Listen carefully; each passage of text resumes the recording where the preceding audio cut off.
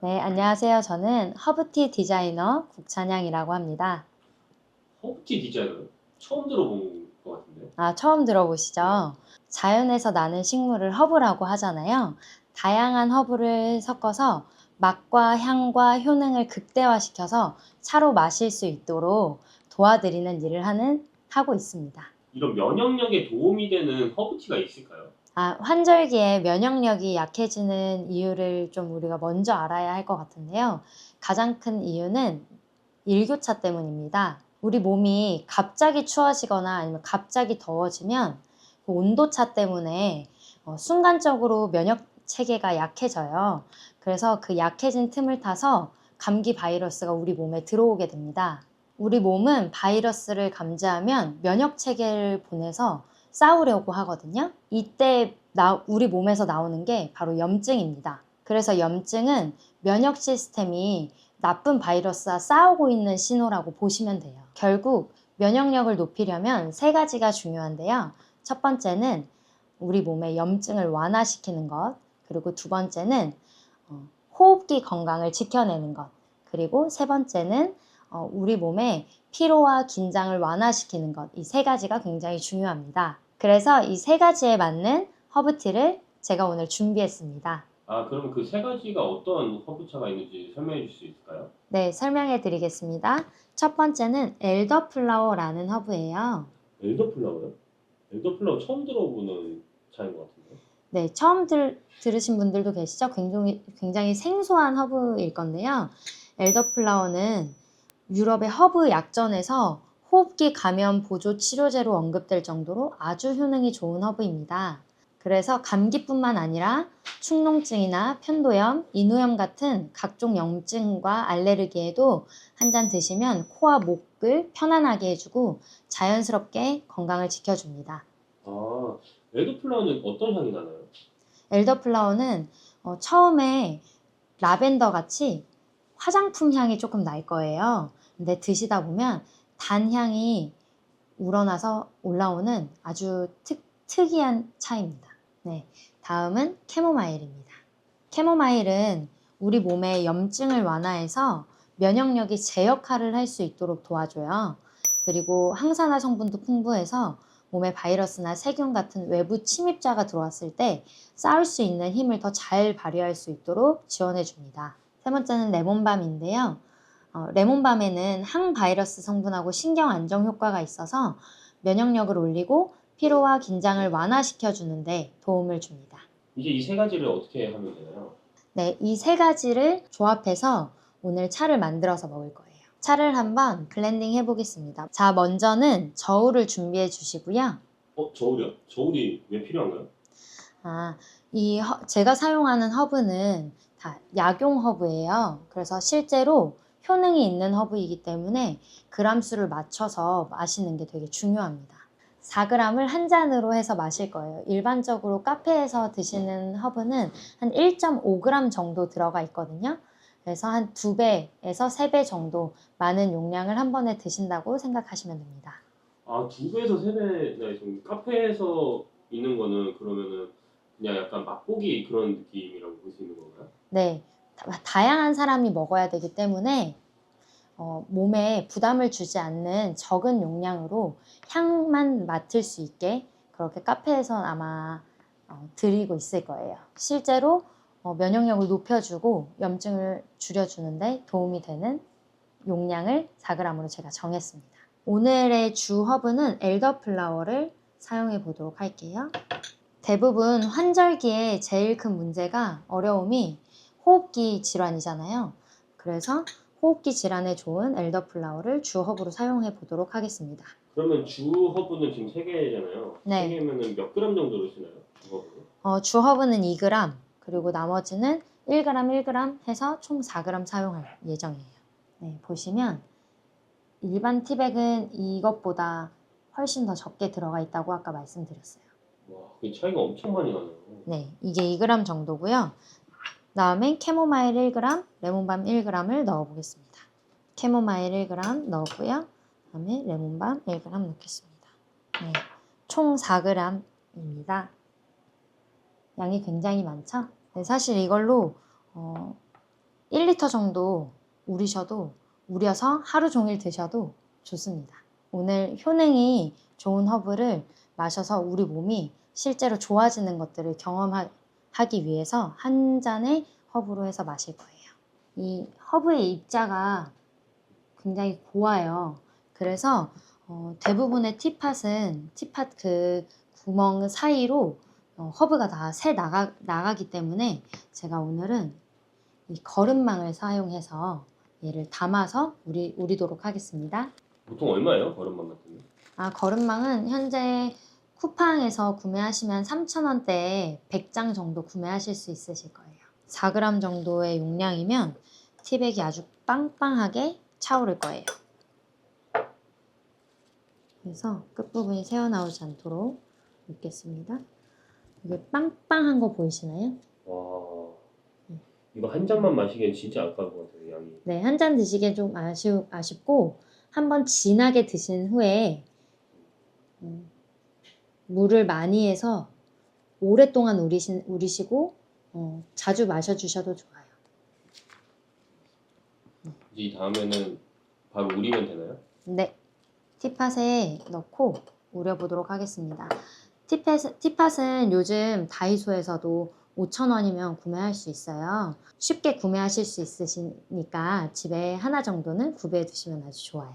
물은 너무 팔팔 끓인 물이 아니고 한 김 식힌다고 하죠. 한 1, 2분 정도 식힌 후에 물을 넣어주시면 제일 좋아요. 거름망에 넣었기 때문에 지금 우리는데 시간이 조금 걸려요. 그래서 넣고 한 5분 정도 우려주시면 됩니다.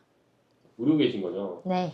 이거 어느 정도 우리면 딱 좋을까요? 시간은 거름망이 들어있기 때문에 바로 우러나오지 않아요. 그래서 한 15분 정도 우려주시면 좋습니다. 아로마 테라피 아시죠? 허브는 향만 맡아도 우리 몸에 좋은 영향을 줘요. 그래서 우리는 동안 그냥 기다리시지 마시고 향을 맡아서 좋은 영향을 미칠 수 있도록 해주시면 좋습니다.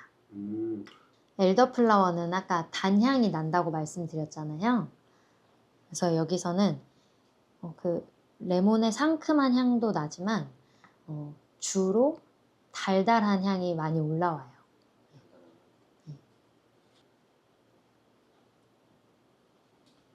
가장 좋은 건 각각의 허브를 구매를 하셔서 직접 집에서 그람수에 맞춰서 만들어 드시거나 아니면 싱글로 하나씩 또 맛도 보시는 게 제일 좋죠.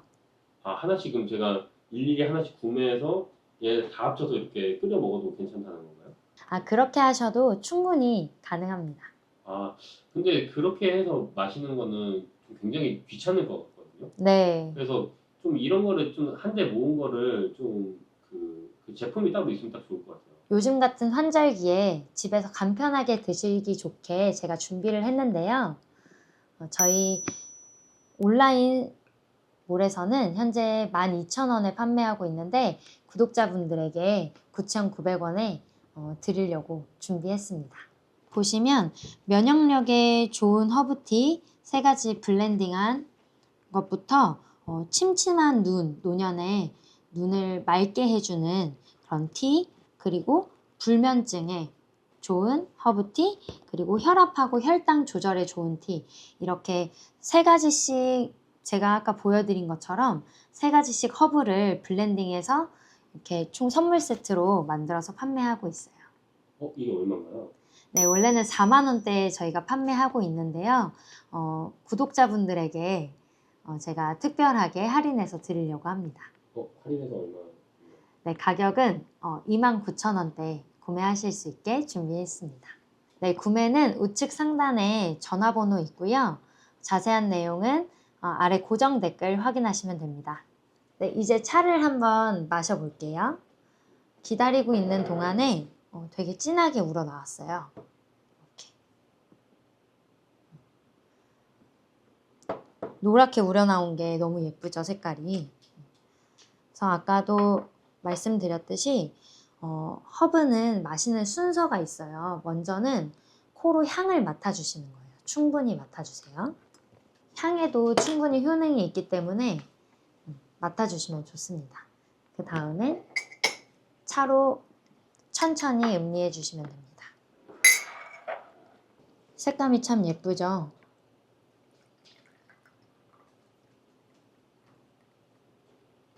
이렇게 나눠서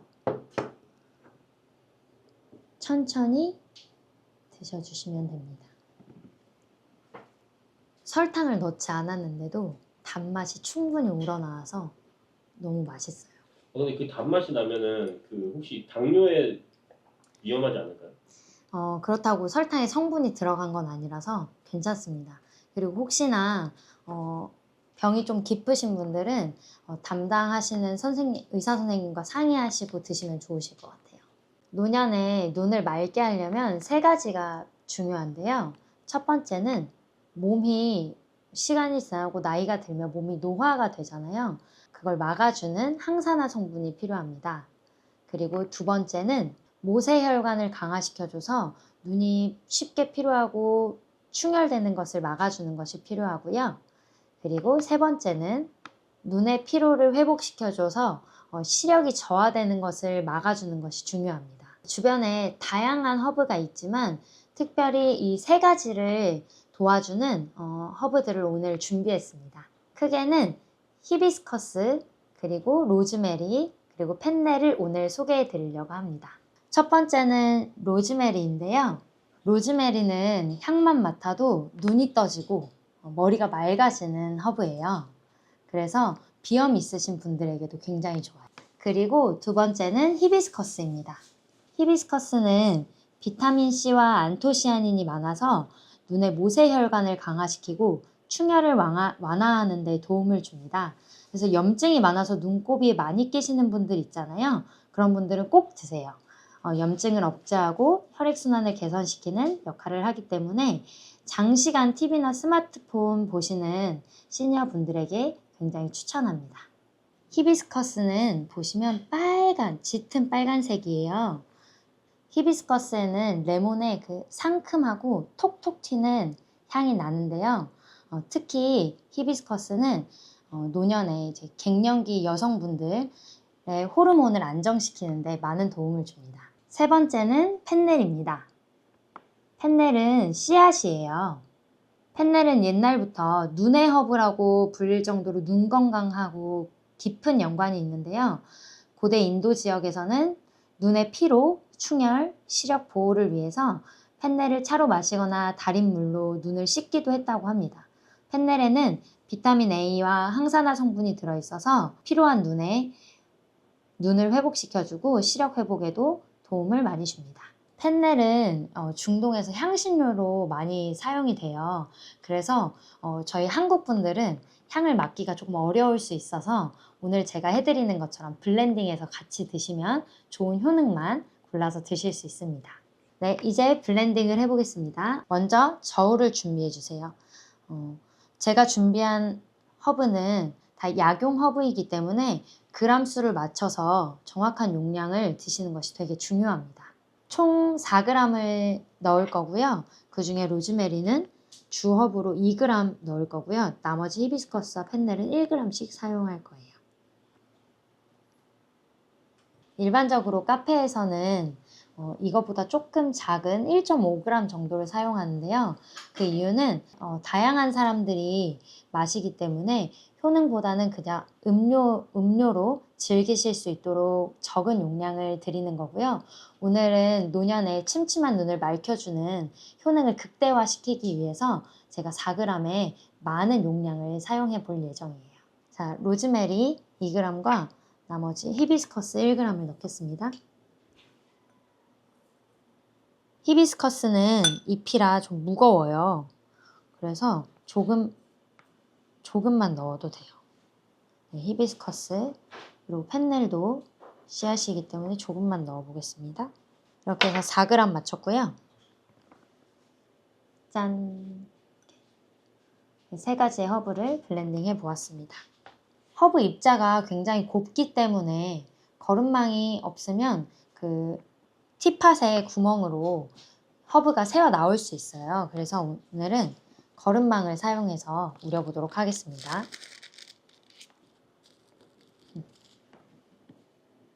거름망에 넣은 티백을 준비해 주시고요. 티팟 그리고 따뜻한 물을 준비해 주시면 되는데요. 티팟은 요즘에는 다이소 같은 곳에서 한 5,000원 정도면 저렴하게 구매하실 수 있어요. 그래서 허브티를 드시기 위해 하나 정도 구비해 두시는 걸 추천드립니다. 제가 이제 허브를 티팟에 넣고요. 그 다음에 물을 넣어주는데요.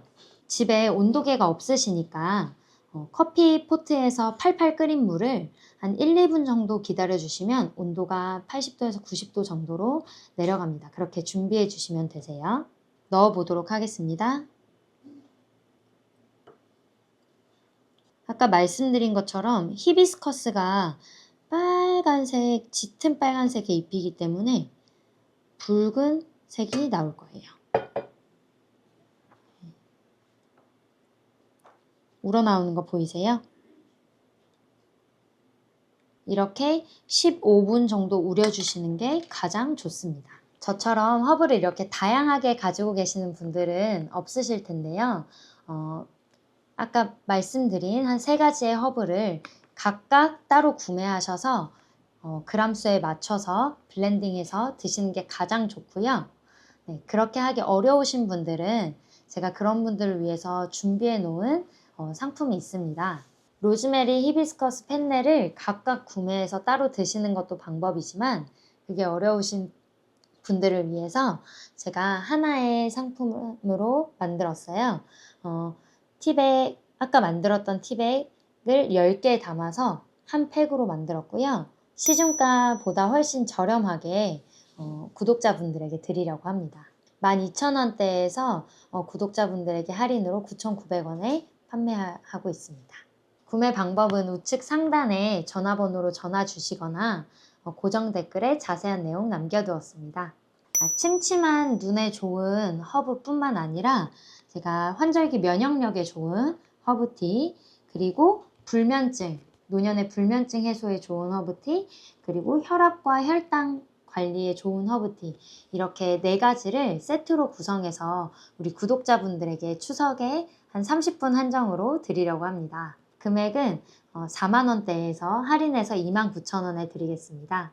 눈 건강도 약이 아니라 이런 허브티로도 지키실 수 있으니 허브차 한 잔으로 눈을 맑게 해보시면 좋을 것 같습니다. 이제 한번 차를 마셔볼 텐데요. 차를 마시는데도 순서가 있습니다. 예쁘게 우러난 차를 먼저 향으로 음미해주세요. 히비스커스의 그 새콤한 향이 올라오는데요. 로즈메리의 그 특별한 향이 더해져서 더 향이 좋아졌어요. 이렇게 향으로 먼저 음미한 후에 맛은 레몬 물을 마시는 것처럼 되게 상큼해요. 찻잔에 담아서 조금씩 담아서 식혀서 드시면 됩니다. 네, 저는 귀를 통해서 건강에 대해 소통하고 있는 17년차 약사 오예서라고 합니다. 예, 반갑습니다. 네. 귀랑 건강이 관련이 있나요? 네, 조금 생소하실 수 있는데요. 귀는 우리 몸의 축소판입니다. 그래서 이렇게 제가 귀 모형을 잠깐 보여드릴게요. 이 귀 모형은 이쪽이 머리 부분이에요. 그리고 여기가 척추 라인, 그 다음에 이쪽은 팔, 그리고 여긴 다리인데요. 엄마가 아이를 임신했을 때 출산할 때쯤 되면은 여기 아이 머리가 있잖아요. 그러면서 산도로 이렇게 나오게 되잖아요. 아이가 웅크리고 있는 모양, 그 모양을 연상하시면은 딱 귀 모양이랑 매칭이 됩니다.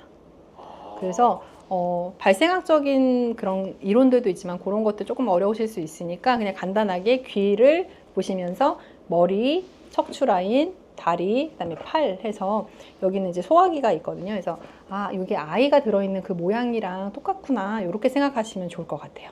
그럼 이게 전신, 그러니까 모든 신경이 다 연결됐다고 보시면 네, 돼요? 우리 전신과 귀가 연결되어 있는 거고 귀에는 우리 몸에 있는 혈자리들이 다 존재를 해요. 거의 뭐 100개에서 200개 가까이 지금 혈자리를 활용을 하고 있습니다. 제가 요즘 냉방병 이런 게 좀 있어서 그런지 네. 사람들이 그 아침에 딱 일어났을 때 눈이 좀 침침한 경우가 많이 있거든요. 네, 이러실 때 눈이 침침하다는 분들이 많기도 하거든요. 그런데 눈이 침침할 때 눈만 보면 절대 안 돼요.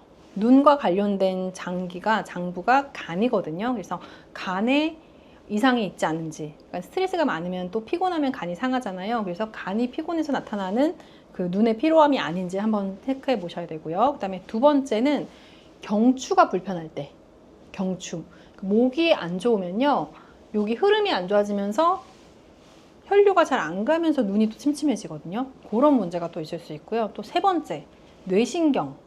뇌신경 중에서도 시신경과 관련된, 시각과 관련된 신경들이 4개나 있어요. 그래서 그 신경이 피로해지면서 눈에 이상이 온 것은 아닌지 이렇게 생각해 보실 수가 있습니다. 그래서 이것과 함께 눈과 관련된 자리들을 활용을 하면은 눈이 침침하거나 불편한 걸 개선하는 데 도움이 됩니다.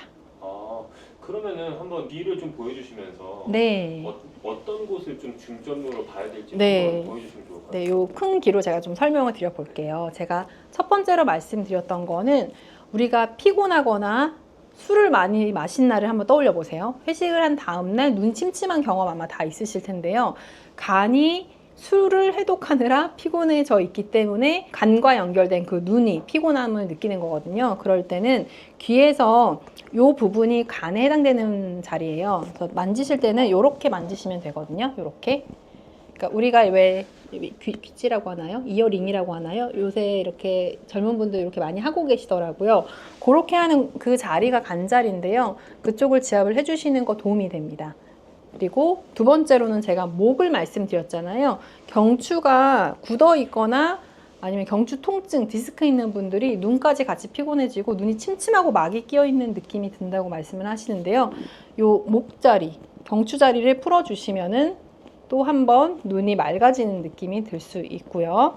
그 다음에 마지막으로 말씀드린 게 뇌신경 중에서 이제 시각과 관련된 신경, 그 자리는 이 턱관절이 요 자리인데요. 이 턱관절 주변부로 뇌신경 자리들이 많이 분포하고 있어요. 그래서 요 부분, 여기를 앞뒷면에 꼭꼭꼭꼭 지압을 해주시면 도움이 됩니다. 그럼 아까 방금 말씀해 주셨던 뭐 그 경추라든지 뇌신경, 뇌신경 네. 그런 곳을 네. 말씀하셨는데 그러면은 귀를 그렇게 지압해 주는 것과 실제로 내가 그 목 쪽을 주무르는 것도 같은 효과가 나올 수 있나요? 그렇죠. 그러니까 목을 직접 이렇게 주물러 주거나 마사지를 받으셔도 되는데 목을 주무르려면 더 많은 힘을 써야 되잖아요. 네. 그런데 귀는 목자리를 가볍게만 눌러도 내가 힘을 많이 들이지 않아도 간편하게 지압을 할 수 있는 장점이 있고요. 또 손으로 계속 지압하기 좀 번거롭다, 좀 귀찮다 하시는 분들은 이제 귀 지압 패치가 또 있습니다. 이런 패치를 이용해서 이 목에 해당되는 자리에 이 시신경과 관련된 자리들, 그 다음에 간과 관련된 자리들에다가 시술을 해 놓으면요, 그냥 24시간 동안 지압하는 효과가 있습니다. 네, 방금 그 패치를 말씀하셨는데 네. 패치는 뭐 어떤 식으로 활용하면 좋나요? 네, 얘가 어떻게 효과를 나타내는지 좀 궁금해하시는 분들이 있으세요. 그래서 요거는 안에 이제 동그란 볼이 들어있는데요. 이 볼 성분이 우리 몸의 이제 기혈 순환을 도와주는 역할을 하거든요. 그래서 해당하는 혈자리에 붙여 놓으면은 그 해당 장부의 기혈 순환이 좋아지면서 그 회복이 되는 효과가 있고요. 그다음에 요거는 한 2, 3일 정도 부착을 해 두시면은 효과를 계속 발휘할 수 있고, 교체는 이제 3일마다 해주시면 되고요. 와, 그럼 이게 붙이기만 해도 그런 효과가 있다는 네, 특히 경추 쪽은 효과를 많이 보시기도 하고요. 기본적으로 어떤 자리든 이어테라피 하고 나시면은 눈이 너무 맑아졌어요 하시는 분들 진짜 많으세요. 네. 제가 이 말 딱 듣고 나니까 나도 이거 귀를 좀 방금 말씀해 주셨던 건 네. 영상에 솔직히 다 담기진 않잖아요. 네. 귀 지도나 뭐 이런 클래스 같은 거 좀 받아보면 좀 좋을 것 같은데. 네, 맞아요. 뭐 방법이 좀 있을까요? 네, 아무래도 그냥 보시는 것보다는 직접 참여하시면 훨씬 그 습득되는 게 다르시거든요. 그래서 우선은 이제 간단하게 질문하시고 답변 받으시는 거는 아마 댓글에 그 링크를 남겨주실 텐데, 그 단톡방이 있거든요. 거기에 질문을 올려주시면 답변해드리는 그 단톡방이 있어요. 거기 들어오셔서 편하게 질문 올려주시면 되고요. 직접 오프라인에서 만나서 실제 시술 어떻게 하는지 배워보고 싶어요 하시는 분들은 또 그렇게 오프라인으로 진행되는 클래스도 그 방에서 안내를 해드리고 있거든요. 그래서 들어오셔가지고 클래스 문의 남겨주시면 또 답변 드리도록 하겠습니다. 네. 귀에 어느 곳은 이제 마사지 하라 이런 말씀을 들었을 때 심각하기도 했었는데 네, 제가 다시 한번 들어봤을 때는 귀가 전신이 다 있는 거잖아요. 맞아요. 전신이 다 있기 때문에 혹시라도 내가 잘못하면은 좀 더 안 좋아지지 않을까 네. 걱정이 되시나요? 네네네. 그런 질문도 제가 사실은 많이 받고 있어요. 제가 다빈도 질문을 뽑아놓았을 정도로 많이 질문하시는 부분 중에 하나인데요. 혹시 제가 안 배우고 그냥 시술해서 실수를 잘못 붙이면 어떡해요? 이런 질문 하시는데 이어 테라피의 가장 큰 장점이 부작용이 없다는 거예요. 아, 네, 그래서 잘못 붙여서 조금 옆에 붙여도 괜찮습니다. 효과를 조금 덜 보는 거지, 부작용 때문에 뭐 어려움을 겪거나 그런 건 없으세요. 그래서 편하게 한번 시도를 해보시면 좋고요. 대신 이런 분들은 조금 주의를 하실 필요가 있어요. 제가 이 원리가 부착을 했을 때 기혈을 순환시키는 효과가 있어요 라고 말씀을 드렸잖아요. 그런데 애초에 내 몸에 기운도 약하고 혈액도 부족한 분들은 돌릴 게 없잖아요. 순환시킬 게 없는 거예요. 그런 분들은 부착을 하셨을 때 왜 이렇게 어지럽지 하는 느낌을 받으실 수가 있거든요. 없는데 돌리는 에너지, 오일이 없는데 차를 계속 가속 페달을 밟는 그런 상황이기 때문에 그런 경우에는 영양분을 먼저 채우고 국물 있는 요리를 조금 드신다거나 단백질을 좀 섭취를 한다거나 그렇게 몸을 좀 채워놓고 시술하시면 훨씬 더 효과를 보실 수 있습니다. 몸에 좀 기운이 없는 분들은 좀 오히려 더 잘 먹고 그래야 된다. 네, 맞아요. 몸을 채우는 게 우선이라는 말씀을 드리는 거예요. 그래서 몸을 채우고 나서 시술을 받으시면 훨씬 효과를 보시고요. 저는 귀 사진을 먼저 받고 이제 상담을 진행을 하는데 귀 사진을 봤을 때 귀가 좀 창백한 분들이 있어요. 왜 여자 아이돌 분들 얼굴 허옇잖아요. 그런 분들이 기혈이 없으신 분들이거든요. 기운도 약하시고 혈액도 부족하신 분들인데 귀 색깔도 그렇게 창백해져 있는 분들한테는 시술 상담 받으러 오시기 전에 국물 요리, 뭐 설렁탕, 미역국, 샤브샤브 이런 것들 한 그릇 든든하게 드시고 오세요 이렇게 말씀을 드려요. 그래서 그렇게 드시고 오시면 시술하고 나서 어지러운 불편함이 없으시거든요. 그래서 그렇게 안내를 드리고 있어요. 지금 추천해 주시는 음식들 다 보면 약간 소금기가 있는 음식들. 네. 사실은 소금이 많이 필요하거든요. 그런데 짜게 먹으면 혈압이 높아진다, 뭐 짜게 먹으면 건강에 안 좋다 이런 선입견들 때문에 소금 드시는 걸 되게 꺼려하시는 분들이 많으세요. 안 좋다고 얘기하는 소금은 그냥 나트륨, NaCl 그 나트륨을 얘기를 하는 건데 실제 정제 소금 말고 우리가 천일염이라든지 주겸과 같은 건강한 소금들이 있습니다. 그런 걸로 간을 해서 드시는 거는 오히려 몸에 좋습니다. 나이가 들수록 네. 기분이 안 좋아져서 백내장을 고민하시는 분들이 많이 있잖아요. 네, 맞아요. 그러면 그거를 하기 전에 좀 이어 테라피를 하면은 백내장 수술하는 시기에 좀 더 뒤로 미룰 수 있을까요? 네, 제가 백내장에 대해서 조금 이해하기 쉬우시도록 직관적으로 좀 표현을 해드릴게요. 저는 쉽게 표현해드리는 거를 좋아하거든요. 백내장이 어떤 질환이라고 생각하시면 되냐면 여러분들 계란 후라이 해서 드셔본 적 있으시죠? 계란을 깨서 익히면은 흰자가 어떻게 되죠? 투명한 색에서 하얗게 변하죠. 네. 그게 바로 백내장입니다. 계란 흰자가 익는 것처럼 눈이 익는 거거든요. 그게 백내장인데 그러면은 왜 익을까요? 계란 후라이가 왜 익었어요? 뜨거워. 그쵸? 열을 가해서 익은 거예요. 근데 제가 처음에 시작할 때 눈이 어떤 장기랑 관련이 있다고 했죠? 간이랑 관련이 있다고 했잖아요. 그러면 간에 열이 오르면 눈이 훈증되면서 백내장이 생길 수가 있다. 그러면 백내장의 원인이 뭘까요? 간? 그쵸? 스트레스를 너무 많이 받으시는 분들, 그리고 간을 상하게 하는 식생활 습관이 있으신 분들, 평소에 화를 많이 내시는 우리네 엄마들 백내장 진단 받기 쉬우십니다. 네, 약국에 오시는 분 중에서요, 백내장 수술했다고 이렇게 안대하고 오시는 분들이 있거든요. 그런 분들 평소에 약국 오실 때 보면 성질도 급하시고요, 화도 잘 내세요. 간이 상해 있는 분들의 특징이거든요. 근데 또 이런 특징을 어떤 분한테 보실 수 있냐면 술 좋아하시는 아빠들, 그쵸? 술 좋아하시는 남자분들이 욱하고요, 화 잘 내시고 그러거든요. 간이 상해 있기 때문에 그렇습니다. 그래서 여러분들이 눈에 관련된 질환을 눈만 보시면 절대 안 되세요. 관련된 장부들을 같이 봐야 해결을 할 수가 있고요. 그렇다면 백내장 있을 때 귀 혈자리 어떻게 시술하면 돼요 했을 때 눈만 한다고 될까요? 아니죠. 어디를 해야 돼요? 간도 해줘야 되는 거예요. 간도 해주고 열을 빼줄 수 있고 스트레스랑 분노 조절을 해줄 수 있는 자리들이 있다면 그 자리도 같이 시술했을 때 효과를 볼 수 있겠죠. 네, 그렇게 접근하시면 사실 여러 가지 진단명, 질환들이 있지만 해결할 수 있는 방법들은 오히려 심플하고 간단할 수가 있습니다. 그럼 실제로 이런 이어 테라피를 통해서 눈이 개선된 사례가 좀 있을까요? 개선이 됐던 사례 하나를 말씀해 드릴게요. 제가 눈에 관련돼 있는 것 중에 간과 관련돼 있다, 경추와 관련돼 있다, 그리고 뇌신경 중에 시각과 관련된 신경들과 관련이 있다 이렇게 말씀을 드렸는데 제가 아는 분 중에 뇌출혈로 인해서 시력에 저하가 오신 분이 있었어요. 그러니까 시력이 일부 구간만 보이는 거죠. 그래서 그분한테 시술을 해드린 적이 있었거든요. 그런데 그때 시술했던 부위들이 여기 이 귀 턱관절 주변부에 뇌신경 있는 자리들을 시술을 해줬어요. 그분이 시력을 잃게 된 거는 뇌출이 생기면서 시각과 관련된 신경, 그 후두골 쪽에 있거든요. 그쪽으로 터지면서 시력을 잃은 거예요. 그래서 그쪽에 이렇게 시술을 해줬더니 시각과 관련된 신경들이 하는 역할이 있는데 이렇게 동공을 축소하는 신경이 있고요. 그 다음에 눈을 이렇게 좌우로 움직이거나 하는 신경이 있고요. 그 다음에 이렇게 대각선 방향으로 움직이는 신경들이 있고 그렇거든요. 근데 그런 것들을 체크해 봤을 때 시술 전후에 개선되는 거를 볼 수가 있었어요. 이열 테라피만으로. 그때는 뭐 영양제를 먹거나 그런 게 아니고 전후로 체크해 봤을 때 개선되는 거를 바로 볼 수가 있었습니다. 그때도 간이랑 귀랑 전반적인 걸 다 테라피를 해주셨던 건가요? 네, 일단은 처음에는 이쪽 위주로 이제 뇌신경 위주로 했었고요. 추가적인 시술도 당연히 했죠. 왜냐면 술을 좋아하는 분이었거든요. 네.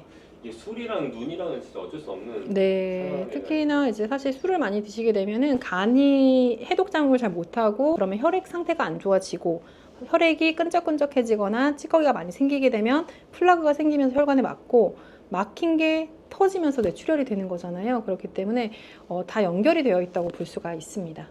눈 건강의 그 도민분들 위해서 좀 추천하시는 뭐 영양제나 이런 것도 있으신가요? 여러분들이 가장 쉽게 좀 접근해 보실 수 있는 거는요, 사실은 혈액을 맑게 하는 영양제예요. 그래서 오메가3 많이들 드시게 되는데 산패되지 않은 제품을 선택을 하셔서 식후에 드시는 거 전 추천해 드립니다. 여러분들 고르실 때는 시각처 인증 마크가 있는 것들, GMP 라벨이 있는 것들, 이런 그 라벨이 붙어있는 인증 마크가 붙어있는 것들 선택을 하시고 잘라서 그냥 액상만 한번 짜서 드셔보세요. 비릿한 맛이 나지 않는 제품 선택하시면 되고, 포장 단위가 뭐 이렇게 150개 이렇게 되어 있는 제품은 그냥 버리시면 돼요. 그런 것들은 포장 자체를 크게 했을 때는 산패가 될 수밖에 없거든요. 그래서 포장 단위가 30개, 60개씩 포장되어 있는 것들, 또 개별 포장되어 있는 거, PTP라고 하는 은박 포장되어 있는 거 있잖아요. 호일 포장되어 있는 제품을 선택하시는 것도 팁이고요. 저 듣고 나서 또 궁금한 게 하나 네. 생겼는데, 그러면 이게 살 때는 산패되지 않았는데 네. 사고 나서 산패될 수도 있잖아요. 오래 두고 드시게 되면은 그럴 수가 있어요. 유통기한이 지나거나 하면 산패될 수가 있기 때문에, 그러면은 냄새가 나요. 특히 네. 요즘 같은 여름에는 너무 더우니까 맞아요. 그럴 수 있는데, 이럴 때는 어떻게 보관하면 좋을까요? 저는 약을 보관할 때 그 서늘한 곳에 보관을 하고 있는데, 그렇게 하면 좀 애매하잖아요. 어딘지 모르잖아요. 그래서 그 주방에 찬장에 보관하라고 말씀드려요. 네, 냉장고는 오히려 약을 보관하기 좋지 않은 게 상한 음식 때문에 세균 같은 게 있을 수도 있고요. 그 다음에 습도가 조금 높아요. 냉장고는 서늘하긴 하지만. 그래서 오히려 그 햇빛이 들지 않은 찬장 같은 곳에 보관을 하시라고 말씀을 드리고요. 예외적으로 조금 오래 보관해야 된다 하면은 오메가3 같은 경우 냉장 보관하시는 것도 나쁘지 않습니다. 오메가3를 먹으면서 이어 테라피 하면 더 큰 효과를 느낄 수 네, 있는 거죠? 맞아요. 근데 눈이기 때문에 제가 간을 말씀드렸잖아요. 그래서 혈액을 맑게 해주고, 두 번째로는 간장약을 같이 드시는 것도 도움이 됩니다. 네. 아니면 비타민 B군 같은 것들이 간 대사를 도와주거든요. 그래서 그런 제품들을 드시게 되면 눈 건강을 지키는 데 도움이 되고요. 나이가 드시면 이제 눈 자체도 좀 노화가 되기 때문에 그럴 때는 눈 영양제를 드시는 것도 도움이 됩니다. 눈 영양제라면 루테인 같은 거? 예, 루테인이나 지아잔틴 같은 것들이 있는데요. 젊은 분들이 눈이 피로하다, 20대, 30대가 눈 영양제를 사러 오시는 분들이 있어요. 그런 분들한테는 제가 눈 영양제 안 드리고요. 젊은 여자분들이 눈이 침침해서 눈 영양제 주세요라고 하면은, 젊은 여자분들은 혈액이 부족해서 그 건조증 때문에 눈이 불편한 경우가 있어요. 그럴 때는 조혈제를 드리고요. 남자분들, 젊은 분인데 남자분이 눈이 안 좋아요, 침침해요, 눈 영양제 주세요. 그럼 눈 영양제가 아니라 간장약을 드립니다. 그러면 눈이 좋아져요. 그런데 한 40대 후반 되면은 눈 자체에 노화가 일어납니다. 그럴 때는 눈 영양제 드시는 게 도움이 돼요.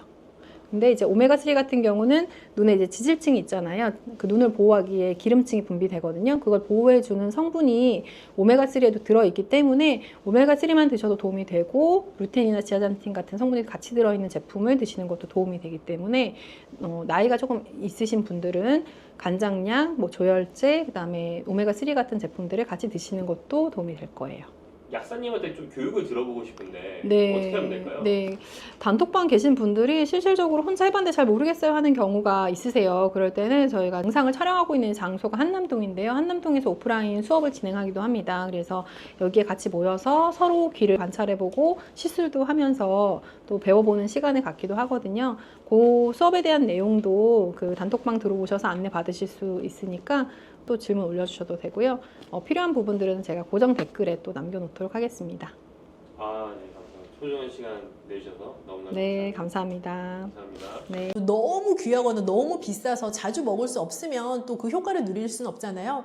근데 바지락은 적정한 가격선과 우리가 손쉽게 구할 수 있다라는 뭐 편의성도 분명히 있고 또 마트 어디를 가나 쉽게 구할 수 있는 조개류에 해당하니까 내가 언제든 적용할 수 있는 재료라는 면에서 높은 점수를 주고 싶죠. 안녕하세요. 영양학 박사 그레이스입니다.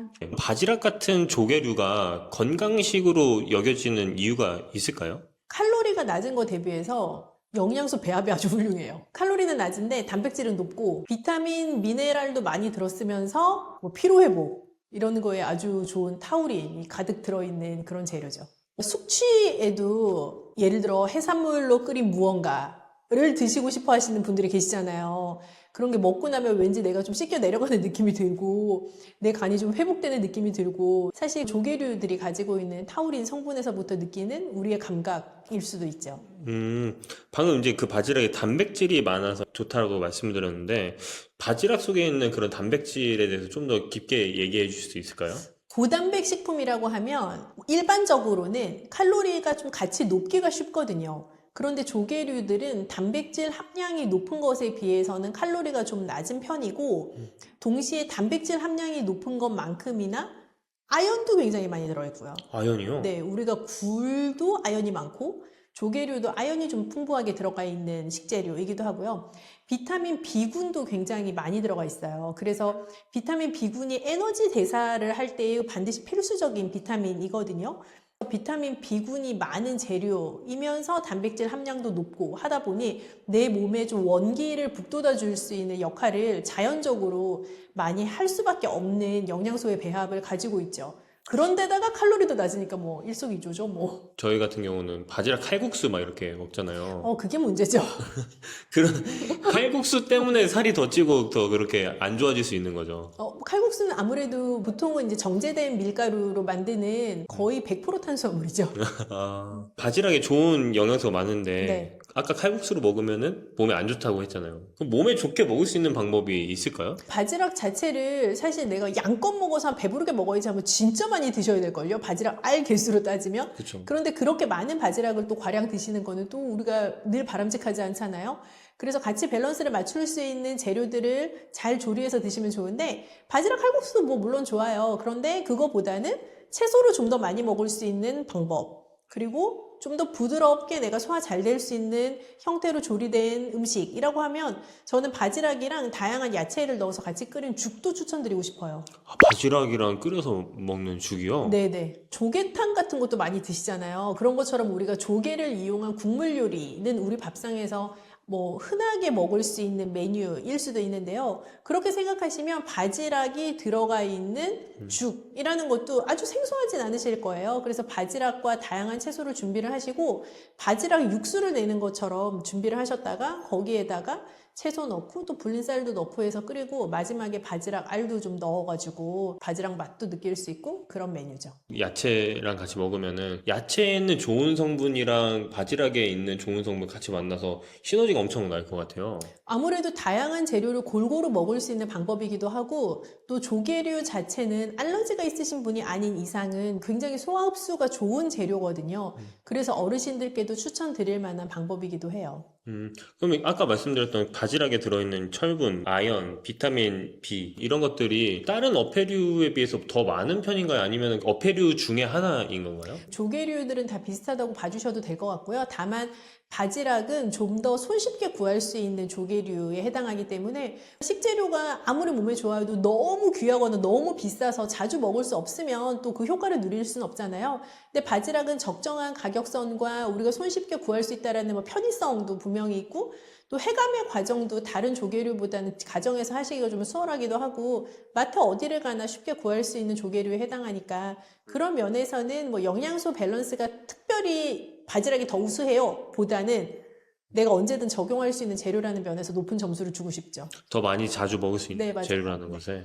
그럼 면역력이나 제가 알기로는 뭐 뇌도 좀 좋다고 들었었거든요. 네네. 일단 아연 하면 떠오르는 단어가 면역이어도 뭐 정말 무리가 아닐 만큼 아연 자체는 나의 면역력을 유지하거나 증강시키는 데 있어서 굉장히 중요한 역할을 하는 영양소예요. 그래서 바다에서 나는 것들에 이제 아연이 많은 경우도 있는데 그 대표적인 게 굴이고요. 굴 친구에 해당하는 바지락도 아연이 높죠.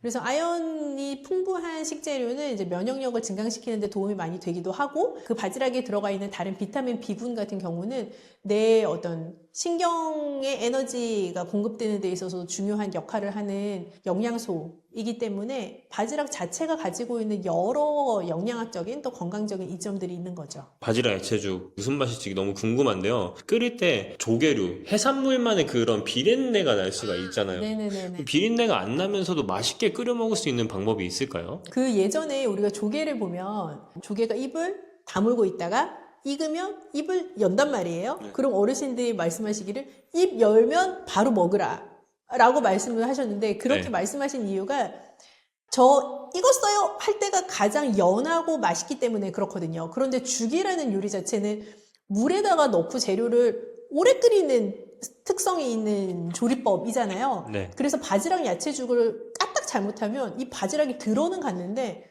너무 질겨서 맛이 없는 경우가 있어요. 그래서 그렇게 조리를 하는 거를 피하려면 바지락을 가지고 육수를 충분히 내고 바지락 살은 건져내고 거기에다가 쌀과 야채를 넣어서 죽을 야채죽 끓이듯이 끓이신 다음에 마지막에 발라낸 바지락 살을 넣어서 완성하시면 좀 더 부드럽고 쫄깃한 바지락도 먹을 수 있고 바지락의 영양 성분도 다 먹을 수 있는 그런 죽이 되는 거죠. 마지막에 약간 곁들이는 느낌으로 이렇게 네, 올라간다고. 육수를 낼 때 쓰시고 마지막에 다시 넣는다라고 생각하시면 가장 맞는 방법인 것 같아요. 조개류 먹을 때 알레르기나 통풍 같은 질환이 있는 분들이 좀 주의해야 될 것 같아요. 일단 어패류 알러지가 있는 분들은 보통 아시잖아요. 드시면 안 되는 재료에 해당을 하는 거고요. 바지락 자체는 퓨린 함량이 높아요. 그래서 통풍이 있으신 분들도 조금 주의하셔야 되는 재료에 해당하기는 합니다. 그래서 하루에 만약에 내가 뭐 정량으로 생각하면 한 70g, 70g 정도가 바지락을 섭취하기에 적정한 양이라고 생각하고 죽을 끓인다라고 생각하면 이게 넉넉한 양으로 한 그릇 정도에 들어가는 바지락에 해당할 것 같아요. 그래서 하루에 한 그릇 정도의 바지락 야채죽을 또 안전하게 섭취할 수 있는 선이다라고 봐주시면 될 것 같아요. 신장에 관심 있는 분들한테 바지락 야채죽 어떻게 먹으면 좋다 얘기를 해주시면 좋을 것 같아요. 모든 야채에 있어서 제가 거듭 반복해서 말씀드리지만 일단 칼륨의 함량을 조금 제한을 하실 필요가 있다면 데쳐낸 야채 혹은 한번 끓여낸 야채 아니면 최소한 물에 담궈 놓은 야채를 이용을 하셔서 조리를 하시라라는 말씀을 다시 강조를 드리고 싶고 바지락 자체도 단백질이 높은 재료이니까 아무리 몸에 좋다고 해도 한 번에 너무 많은 양을 드시지 않도록 조심하시는 게 좋을 것 같아요. 아, 네. 오늘 바지락 야채죽을 보여주신다고. 네, 맞습니다. 바지락 야채죽 한 번도 먹어본 적이 없거든요. 근데 왠지 맛이 기대가 되는 것 같아요. 여기도 약간의 부추가 들어가서 감칠맛도 바지락과 어떤 바다 향기가 나기도 하고 편안한 맛도 있기도 합니다. 그러면은 어떤 재료가 들어가는지 한번 보여줄 수 있을까요? 네, 우선은 저희가 죽밥이라는 재료가 들어가고요. 그리고 썰어놓은 부추, 그리고 썰어놓은 야채들, 네. 그리고 얘는 저희가 이제 바지락을 다 한번 손질해서 약간 육수에 담가서 살짝 편하게 냉동시켜 놓은 바지락살입니다. 아, 바지락살 그거를 손질해서 하셨다는 거죠? 네, 바지락이 이제 그만 상하잖아요. 그렇기 때문에 저희가 이제 우선은 다 손질을 해서 한번 볶아서 육수에 담가서 냉동고에 보관한답니다. 이렇게. 볶아서 육수에 담갔다는 거는 어떻게 하셨는지 디테일하게 말씀해 주실 수 우선은 있을까요? 바지락을 사면 이 모든 죽들은 원재료를 살짝 참기름에 볶아요. 네, 바지락도 마찬가지로 참기름에 살짝 볶아요. 너무 오래 볶으시면 안 되고. 그런 다음에 이제 냉동고에 보관하면 되는데, 이게 냉동고에도 보관하게 되면 말라요. 그래서 저희가 이제 이렇게 육수를 같이 넣어서 이렇게 큐빅 형태로 보관하게 된다고 하면, 꽤 오래 신선도를 유지할 수 있답니다. 그럼 저 바지락을 볶고 얼릴 때도 저 소스를 넣은 그 맞아요. 수육 요 육수가 육수에다가. 들어간 거예요, 여기에. 아, 네. 무슨 맛일지 정말 기대가 됩니다. 아, 그 야채는 뭐가 들어가는지 간단하게 말씀해 네. 주실 것 같아요. 야채 들어가는 것들은 요 보이는 것처럼 푸릇푸릇한 거는 애호박, 네. 그리고 감자, 양파, 당근, 양배추. 아, 이렇게 들어갑니다. 굉장히 다채롭게 엄청 많이 들어가네요. 네, 이거 부추도 들어가고. 네, 그렇죠. 이게 건강과 맛과 모든 걸 다 잡으려고 하다 보니까 여러 가지를 넣어서 또 색깔도 있잖아요. 색깔도 네. 이쁘기도 하고. 저희는 이제 매일 고정된 양과 어떤 그 야채의 종류를 사용하고 있는데 집에 보면 감자, 양배추, 당근, 양파 이런 것들이 다 애매하게 남아가지고 썩어서 버릴 수가 있잖아요. 아, 얘 이제 안 쓸 것 같아. 얘를 그러면 다져서 끓는 물에 데쳐요. 데쳐서 그냥 냉동. 이거 모든 재료가 한꺼번에 없어도 돼요. 우선은 이 재료들을 이제 다 조금씩. 다져가지고 데쳐서 냉동을 시켜놔요. 그 다음에, 죽을 만들겠다. 그러면 얘들을 이제 다 이렇게 꺼내가지고, 이 야채 같은 경우는 냉동이 된 상태라 하더라도 칼로 살짝 탁 해도 다 부서지거든요. 아, 네. 그러니까 이게 냉동해서 이렇게 사용하기 어렵진 않을 거예요. 냉동고에 보관하신 다음에 사용하셔도 됩니다. 이게 어떻게 만들어질지 정말 궁금한데, 이제 어떻게 조리를 시작하면 될까요? 네, 이렇게 준비가 되어 있으면 거의 그냥 80% 다 끝났다고 생각하면 되고요. 네. 이제 섞어주시기만 하면 되는데 양에 대한 것이 이슈가 있잖아요. 네. 그래서 육수는 한 컵 반 정도 넣으시면 되고 죽밥도 네, 한 컵 반 정도 양으로 생각하면 그 물량과 그 육수량과 동일하다 생각하시면 돼요. 그리고 이게 한 컵 반이면 사람들이 이렇게 많은 밥을 내가 먹는 거야 생각할 수가 있지만 실제로 밥으로 생각을 하면 반 공기도 안 되는 분량이에요. 그리고 이제 야채들은 한 반 컵 정도 되는 분량을 넣으신다고 생각하면 되고요. 야채를 좋아하신다 그러면 더 넣으셔도 되죠. 제가 바지락 준비한 요거. 그리고 부추는 맨 나중에 끓은 다음에 한 2숟가락 정도 넣으시면 돼요. 그 바지락 같은 경우는 양이 어느 정도 되시나요, 저게? 양으로 하면 한 50g. 그리고 제가 죽을 할 때마다 이제 이렇게 기름을 처음에 살짝만 넣어주거든요.